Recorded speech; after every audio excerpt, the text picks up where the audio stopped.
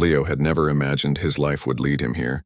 Standing in the obsidian halls of the Zathran Imperial Palace, light years from Earth, the crystalline walls hummed with ancient energy, refracting starlight into cascading rainbows that danced across his worn combat boots. He was just a mechanic from the human colony ships, a nobody who had been drafted into the Galactic Defense Initiative when the Hive threatened to consume the outer systems. But then he met her. Princess Anna of the Zathran Empire was nothing like the cold, calculative aliens humanity had been warned about. Where other species saw humans as primitive warmongers, she saw potential. Where the Galactic Council dismissed Earth's representatives, she listened. Her scales shimmered like liquid mercury under the palace lights, and her three eyes held a warmth that transcended species barriers. They had met during the siege of Arcturus Station. Leo's frigate had been destroyed, leaving him stranded on the station's outer ring as Hive drones swarmed through breached bulkheads.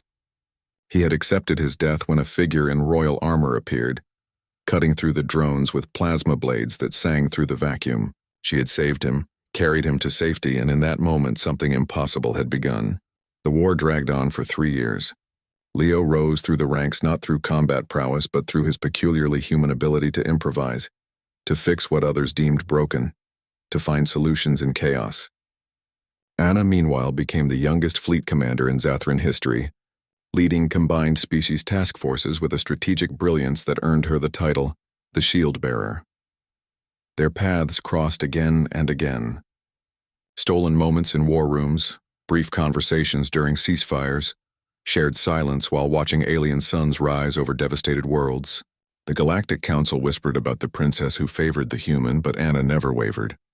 She saw in humanity what Leo saw in her, something beyond the superficial differences, a kindred spirit fighting for a better universe. When the Hive was finally defeated at the Battle of the Veil Nebula, it was human ingenuity and Zathran strength that turned the tide. Leo had jury-rigged a solution to weaponize the nebula's magnetic fields, and Anna had led the charge that shattered the Hive Queen's flagship. The galaxy celebrated, but Leo felt only emptiness. With the war over, there would be no more reasons for a mechanic and a princess to cross paths. The night of the victory celebration, Leo found himself on a balcony overlooking the Zathran capital, a city of floating spires and bioluminescent gardens. Anna stood nearby, her ceremonial robes flowing in the gentle wind, discussing diplomatic matters with the Galactic Council's emissaries. She was radiant, powerful, and utterly beyond his reach. The gulf between them had never seemed wider. She was royalty, heir to an empire that spanned 30 star systems. He was a grease-stained engineer who still mispronounced half the words in Galactic Common. The war had been a great equalizer, but now reality reasserted itself. There would be treaties to sign, alliances to forge, and eventually, Anna would be expected to marry someone of appropriate status, perhaps the Crystalline Consortium's prince or the warlord of the outer reaches. Leo gripped the balcony rail, the weight of unspoken feelings crushing his chest. In human tradition, you could express your heart openly, but he knew that Zathran culture was different. Confessing love to royalty without permission was considered a grave insult, potentially damaging to diplomatic relations. He couldn't risk causing Anna problems, not after everything she had done for humanity. "I wish I could marry her," he whispered to the stars, never intending for anyone to hear. But Zathran hearing was exceptional.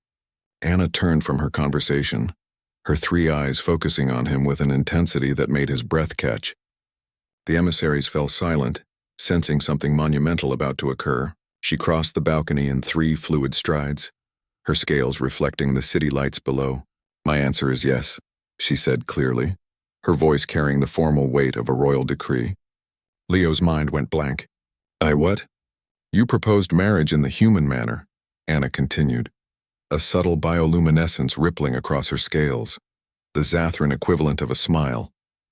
"In my culture, when one's intentions are pure and spoken to the heavens rather than demanded directly, it is considered the highest form of respect. You were trying to avoid dishonoring me, weren't you?"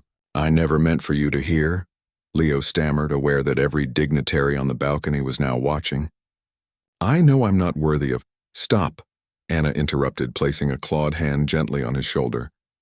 "For 3 years I have watched you rebuild what others destroy. You fix ships, mend alliances, and find hope in impossible situations. The Council measures worth in territories and bloodlines, but I measure it in character.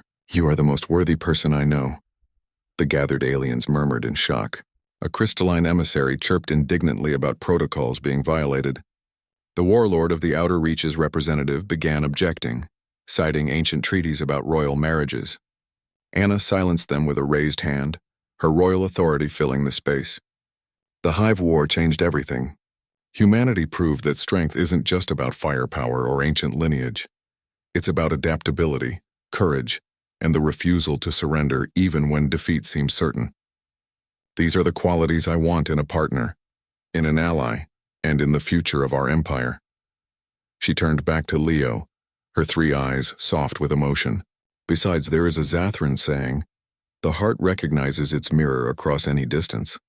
I recognized mine the day you jury-rigged the escape pod from spare parts and smuggled 12 orphaned civilians off that dying station, even though regulations said to leave them.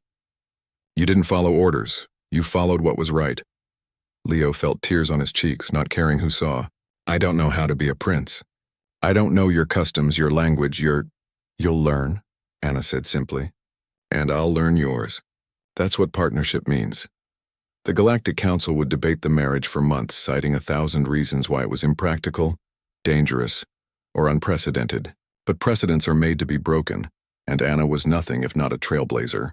The union between human and Zathran would become a symbol of the new age, one where the old hierarchies mattered less than what individuals chose to build together. As Leo and Anna stood on that balcony, hands clasped in a gesture that transcended species, they didn't see the political ramifications or the historical significance. They saw only each other and the vast universe of possibilities stretching before them. In the end, humanity's greatest export to the stars wasn't technology or military might. It was something far more powerful, the stubborn, impossible, beautiful belief that love could bridge any divide, that worth wasn't inherited but earned, and that sometimes the best way to change the galaxy was simply to be honest about what your heart wanted. Leo had whispered a wish to the stars. Anna had answered, and the universe would never be quite the same.